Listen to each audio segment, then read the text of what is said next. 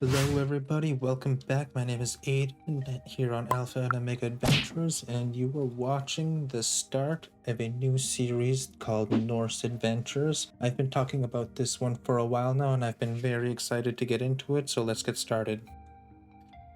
As you can see here, I've got a little start on the tree called the Yggdrasil of Norse mythology, and I plan on recreating the entire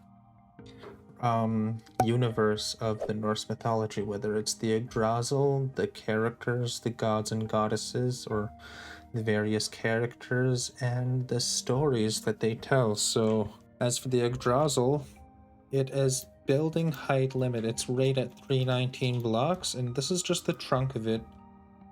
The roots reach down to 3 realms. The lowest one, which is the root number 1, which will reach down into Niflheim, the underworld, the world that existed before all worlds. And we'll get into the stories here, but today I would just like to go through the creation of the Yggdrasil that will kick off this whole series here. Now, like I said, I've been kind of hyping this up, and I myself personally have been hyped about this, but let's get started nonetheless. The Yggdrasil is an ash tree. It's between the 9 worlds, and it is connected by 3 rivers, so this is the best place I could think of. It's got a nice icy place here, kind of like the north, where the Nordic people lived, who kind of embodied this culture and I don't want to use the word religion, but spirituality. Here's the 3 rivers that connect the Yggdrasil. You see one here, another here, kind of another here.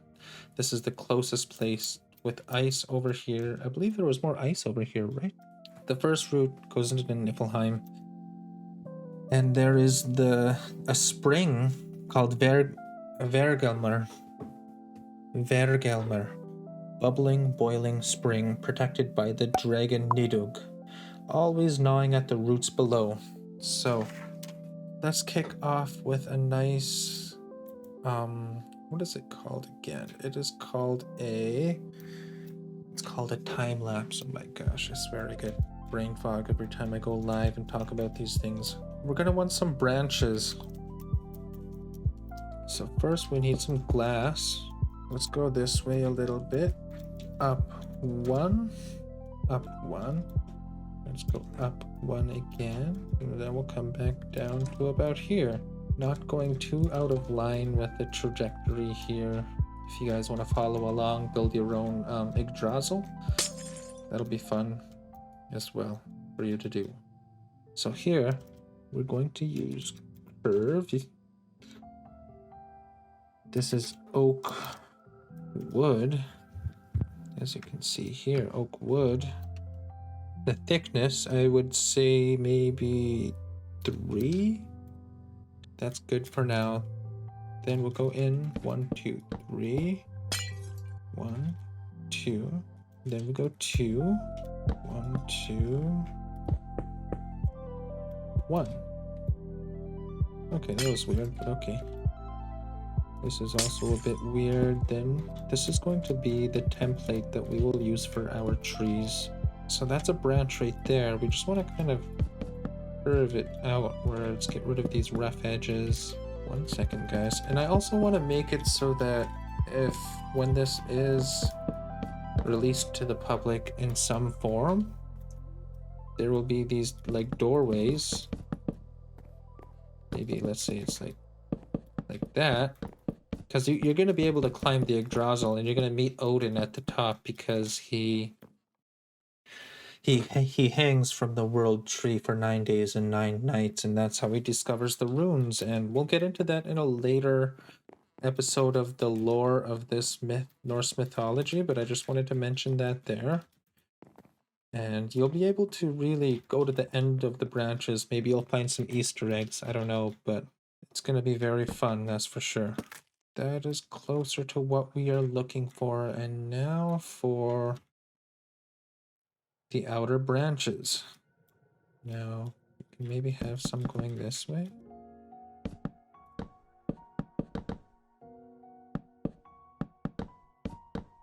Let's make another one here. I am playing on a creative world here. Maybe I will leave the seed in the comments down below, and I am using World Edit as well as Optifine because I just can't play without those two.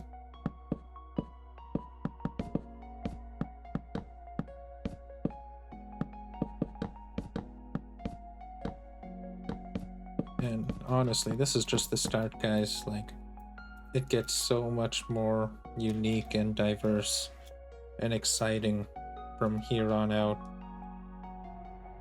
Yeah, I can't work in this harsh environment. Is too harsh, even though I'm from the north. Yeah, if you guys didn't know, I am from the north.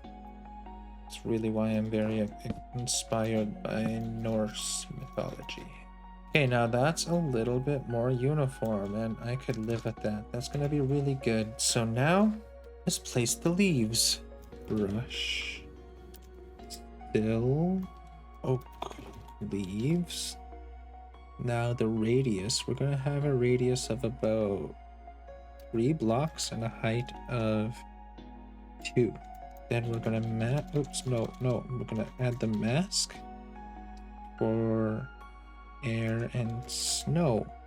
So it'll only affect air and snow. So get a load of this, guys. Check it out. We're gonna want some good solid footing. So right here, right? Exactly.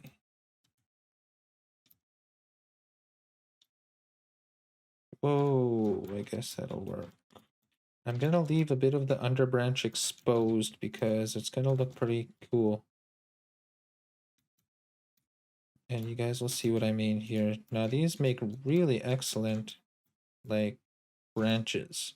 And I want to try to avoid making it look like a spruce tree, because it's not a spruce tree. Like I said, guys, it's an ash tree. So we want to make it look like ash. I did research what an ash tree should look like, but let's examine from afar. This looks pretty close. Looks pretty nice from down below. A little bit patchy, but oh well, it's nature's way, you know, patchy and kind of unsymmetrical. Okay, for now, let's do a nice time lapse of pasting in all of these branches.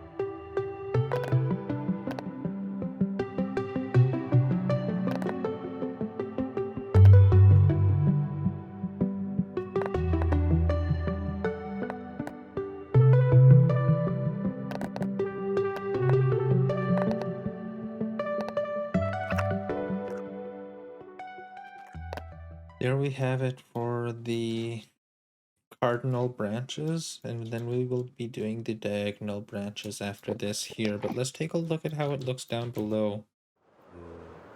You can literally, like, fly around, and I think it's pretty cool.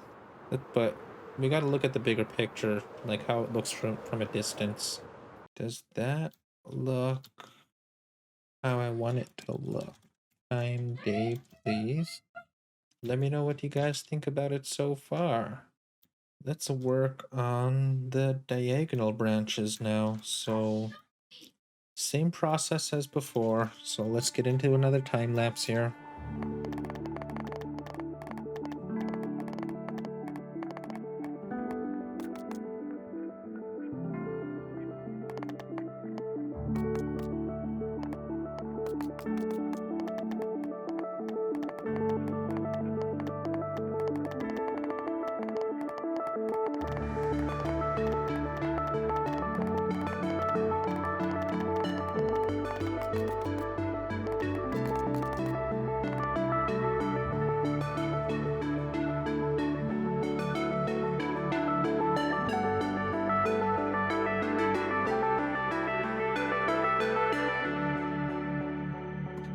There we have it, guys. That is our diagonal branch, and this is the very tricky part here, is making a selection while dodging all of the other branches here.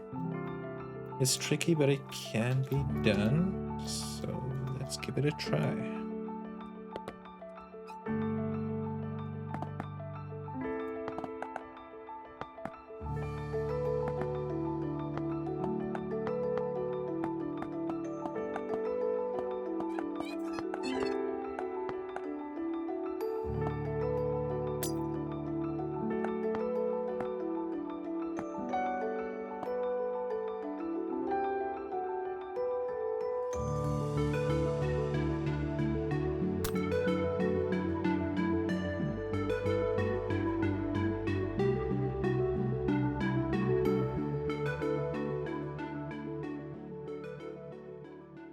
That worked exactly how I wanted it to work. And here's the magic. You go right in between each of these branches.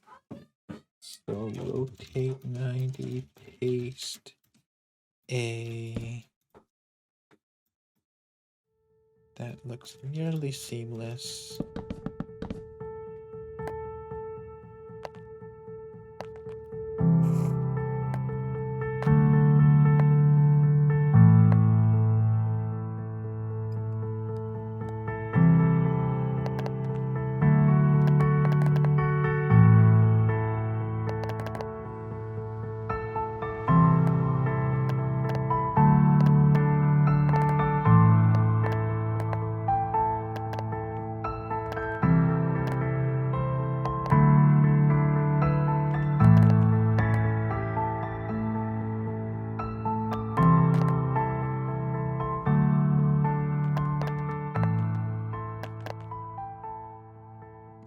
I think that's it there, guys. So adding those branches, it didn't take us too long. Wasn't really exhausting, that's for sure. But look at the effect here. Like, oh my gosh, that's incredible. Like, it's very natural too. And if you examine like trees, they kind of grow in this manner. I think we will leave it at that for episode 1 of the recreation of the Norse myths here on Alpha and Omega Adventures. So my name's Aiden, and thank you guys for watching. Please leave a like, subscribe if you think it was awesome. I think it was. We'll see you in another video, so bye-bye. I don't want the oxalotls to get out, though. Swim free. Salmon, the cod, the yellow and a silver oxalotl. There they are. Oh, what? Oh! Did they hunt the fish? They hunted the fish, guys.